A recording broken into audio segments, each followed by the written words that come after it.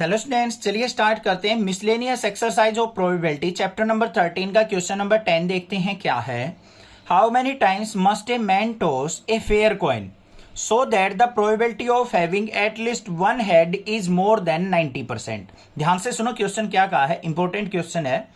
How many times must a man toss a fair coin, कि एक आदमी एक कॉइन को कितने टाइम्स टॉस करे so that the probability of having at least one head, कि कम से कम एक हेड आए, वो कितनी बार, मोर देन 90%। 90% से ज्यादा केस में वो हेड आना चाहिए। तो यहां पे हमें टोटल प्रोबेबिलिटी टॉस बताने की कितने टाइम्स होने चाहिए। तो भाई चलिए देखते हैं इस क्वेश्चन को किस तरीके से हम सिंप्लीफाई करेंगे। तो हम यहां पे सबसे पहले मान लेते हैं let coin is tossed n times, कि कॉइन को हमने कितने टाइम्स टॉस किया है, n टाइम टॉस किया है। अब हेड आने की प्रोबेबिलिटी क्या होती है भाई, प्रोबेबिलिटी ऑफ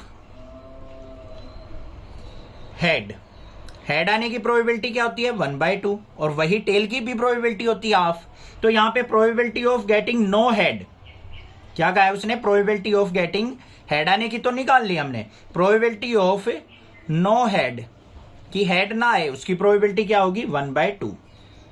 n टाइम्स में तो 1/2 की पावर n हो जाएगी। ठीक है भाई। अब यहां पे एट लीस्ट वन हेड की प्रोबेबिलिटी निकालनी है आपको। Probability of at least one head, कि कम से कम एक हेड आए, उसकी प्रोबेबिलिटी क्या हो जाएगी, नो हेड की इसमें से वन में से सब्ट्रैक्ट कर दो, 1 - 1/2 की पावर n, बस। और यहां पे देखो वन हेड की प्रोबेबिलिटी मोर देन 90% कह रखी है। तो यहां पे क्या लिखेंगे हम, probability of at least one head क्या है, इक्वल टू 90%। और 90% को हम क्या लिख सकते हैं, 90/100, 0 से 0 कैंसिल, तो मतलब 0.9 आ गई। इसको इसके इक्वल पुट कर दो तो 1 - 1/2 की पावर n। ये एटलीस्ट वन हेड की प्रोबेबिलिटी है, वो ग्रेटर देन 90% होनी चाहिए, तो मतलब ग्रेटर देन 0.9 होनी चाहिए। यही तो बात हुई ना, ये जो प्रोबेबिलिटी थी एटलीस्ट वन हेड की, वो ग्रेटर देन 90% होनी चाहिए, तो यही केस लिया है हमने। ठीक है भाई। तो यहां पे क्या हो गया, 1 को इस तरफ लेके जाएंगे तो 1/2 की पावर n ग्रेटर देन 0.9 -1 होना चाहिए।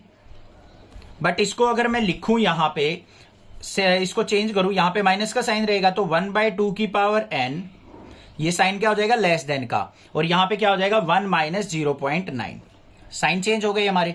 तो ये वैल्यू कितनी आ गई हमारी, इनइक्वालिटीज में पता है ना साइन किस तरीके से चेंज होते हैं, क्लास 11th में सीखा है। तो यहां पे 1/2 की पावर n लेस देन क्या आ गया, 1 में से 0.9 गया तो 0.1। अब इसको सिंप्लीफाई कर लो, यहां पे क्या हो गया, इसको हम क्या लिख सकते हैं, 1/2 की पावर n ग्रेटर देन होना चाहिए, यहां पे क्या हो जाएगा 0.1 का मतलब 1/10। तो यहां पे n की वैल्यू क्या हो गई, ग्रेटर देन इक्वल टू 4। जब n की वैल्यू 3 होगी तो 2 3 जा क्या हो गया, 2 की पावर 3 8 हो गया, 1/8 लेस देन 1/10। तो n की वैल्यू क्या होनी चाहिए हमारी, ग्रेटर देन इक्वल टू 4 होनी चाहिए, तभी हमारा क्या होगा, जो हेड आने की प्रोबेबिलिटी है वो मोर देन 90% होगी। ठीक है भाई, क्लियर हो गई बात, समझ में आ गया होगा, कोई दिक्कत नहीं होनी चाहिए। अगर कुछ डाउट लग रहा है तो आप एक काम कीजिए, यहां पे अगर कुछ कंफ्यूजन लग रहा है तो इस स्टेप को ऐसे भी कर सकते हैं, 1 इसको इस तरफ लिया है, माइनस में 0.9 ग्रेटर देन 1/2 की पावर n। अब तो ठीक है, यही चीज तो मैंने यहां पे लिखी है।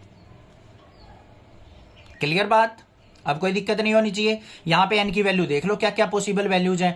2 पुट करेंगे 1/4 हो जाएगा, 3 पुट करेंगे 1/8 हो जाएगा। जैसे ही हम 3 से ग्रेटर वैल्यू पुट करेंगे, 4 पुट किया तो 4 पुट करते 2 की पावर 4 क्या हो गया, 1/16 लेस देन 1/10 हो गया।